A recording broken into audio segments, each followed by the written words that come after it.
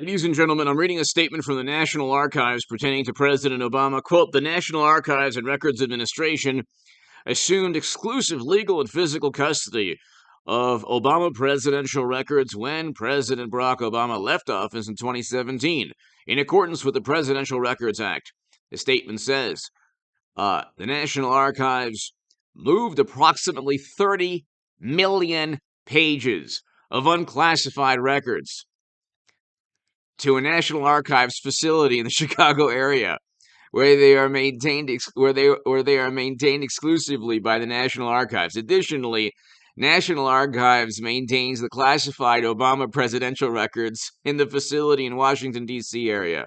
As required by the Presidential Records Act, former President Obama has no control over where and how the National Archives stores the presidential records of his administration. Trump had 11 boxes. My question first is, how do you ensure that 30 million pages are unclassified when you're president of the United States of America?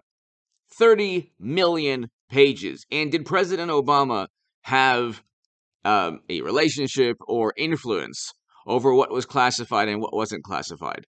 Okay. When you consider how close he was with the intelligence community and the fact that his own Secretary of State had top secret and special access program intelligence on servers running outside of the United States government to hide foundation work and emails, when hundreds of millions of dollars was flowing into her foundation while she was Secretary of State, and beneficial treatment took place for the businesses and for the people and for the billionaires that gave the money. So the question is, if you cared about classified data, you would not bring up President Obama's administration, where 1 week before November of 2016, Uma Abedin had classified data flying around her laptop, and Lord knows what Anthony Weiner, the aptly named, did with that laptop, as classified data was found within her computers, probably sending pics of his last name while there's classified data on the computer itself. So then Comey wrote that letter. So you're talking about an administration that has zero respect for classified data. Like, they know nothing. They either know a great deal about it or they know nothing about it, but they have zero respect. They know enough to allow a dedicated server, like President Obama's Secretary of State had computer servers, not 11 U-Haul boxes, and 30 million. So you mean to tell me that in an administration where the Secretary of State, and hit subscribe to this channel, ladies and gentlemen, we're on our way. We're going to zoom past 200,000. This is a People magazine article I'm citing here. But we're going to zoom past 200,000 subs. Hit subscribe, become a member. Hit subscribe to the Stock Market Crash channel, and check out the segment on Liz Cheney prior to this one. If you want to support my work, my Patreon is below, ladies and gentlemen. And if you want to read my writing in The Hill, the Huffington Post, Salon, the Jerusalem Post, the Federalist, other publications, go to hagoodman.com. The White House started moving, according to CNN. Hundreds of millions of records must be transferred. Okay, so hold on 1 second. The process took place months before President Obama left office. And that means hundreds of millions of records must be transferred from the White House to the archives before Obama finishes his term. The physical material will go to Washington into temporary storage and security warehouse, and in the greater will go in from Washington into Chicago in a secure warehouse. Okay, so I mean, the secure warehouse, that is totally fine, but a secure Mar-a-Lago, oh my God, no, we can't have that. Anyway, you have 30 million unclassified documents in an administration that had a Secretary of State with a private with servers and a dedicated team of people at the State Department that apparently President Obama didn't know about. And when President Obama found out about Clinton's servers, secret, by the way, he stated he knew that from CNN. No fact check. See, when Democrats lie, they just tell. It's like a kid saying, "God, the dog ate my homework," and then the Washington Post says, "You can't prove the dog didn't eat the homework." So it's like they catch Clinton with servers siphoning classified data from the U.S. government for 4 years onto like an unencrypted server for 3 months. Okay, the greatest national security risk you could have. And then their response is, well, it was for convenience. How do you disprove that? That's based on one's morally superior, highly educated liberal sensibilities. Well, it's convenience. Okay, then President Obama, when he finds out, or when he's confronted, he says, I learned about it from CNN. I didn't know anything. I didn't know anything. My biggest mistake was Libya, which was a catastrophic foreign policy decision that if President Trump had done the same thing, he would be vilified forever, which he is now for doing actually much more good for the country than bad and for the world. But anyway, President Obama didn't destroy a country. President Trump didn't. President Obama did. And Bush, Cheney, and Rumsfeld destroyed numerous countries. But you have this obsession with Trump. So the National Archives should have been working with Trump before before he left office. They didn't. And I still don't believe that 30 million documents are just unclassified. A lot of these documents could have been altered. They could have been altered to make them unclassified. They could have been declassified. I mean, there's a lot of. He's not going to put all 30 million documents in the library. A lot of it is to hide the information from the public. This isn't rocket science. Like, if you ask you have a public relations monstrosity where all of these editors and journalists are like, oh, well, Trump is capable of anything, but President Obama does everything by the book. Well, the Democrats do everything by the book. Then why did Clinton have servers with top secret intel on them?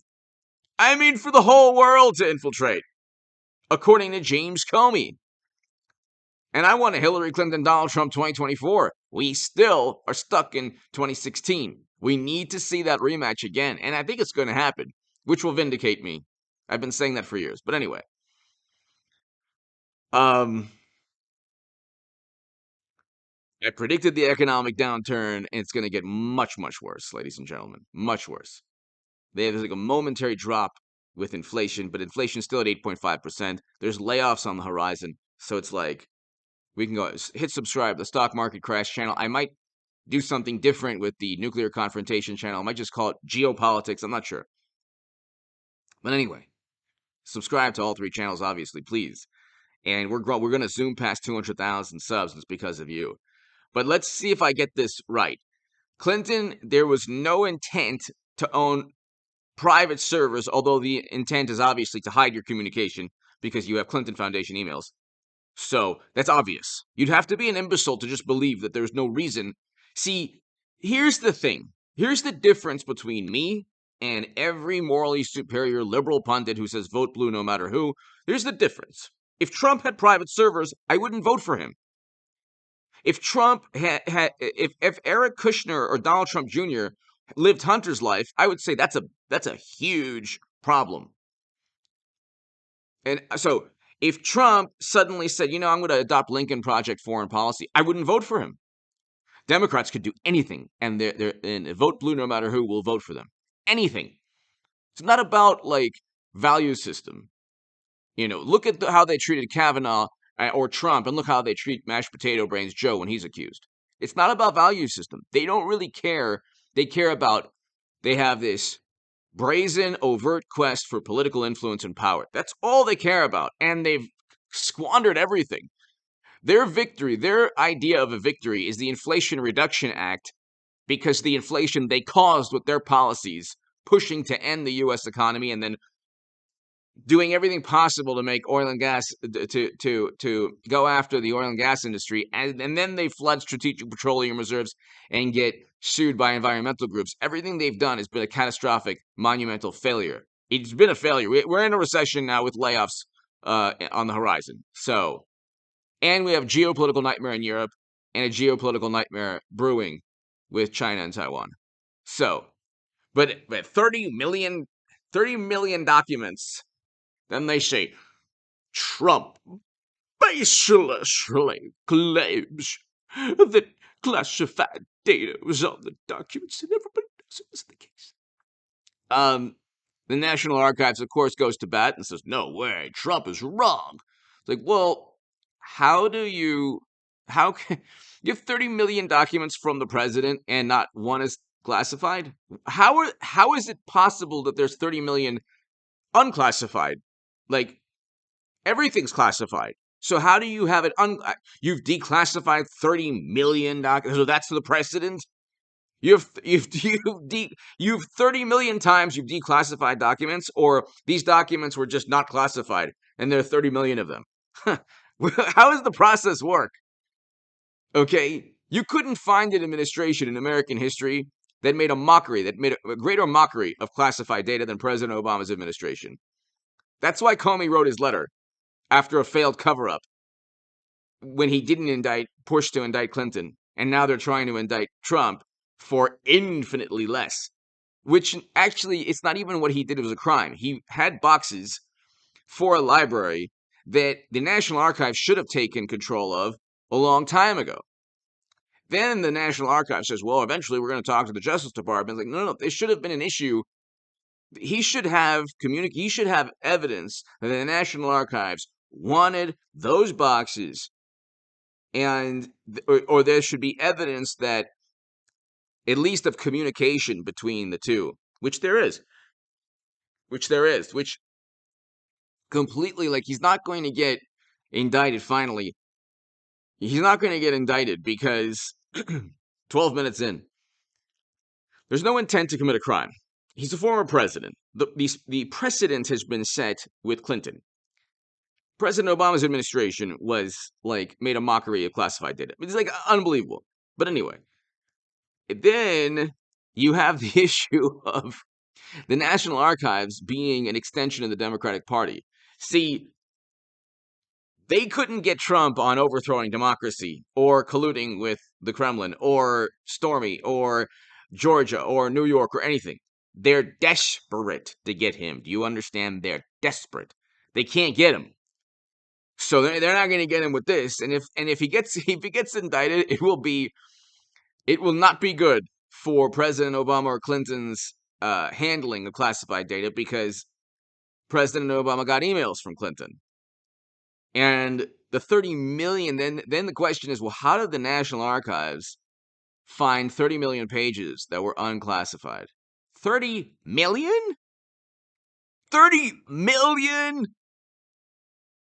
Imagine 30 million pages in your home. 30 million? Give me your thoughts below. Hit subscribe right now. It makes no sense. It never does with Democrats. Give me your thoughts below. Hit subscribe. And Trump's not going to get indicted. If he does, he'll win the court trial, and he'll be an even greater martyr, or heroic individual in the eyes of most Americans. Give me your thoughts below. Thank you.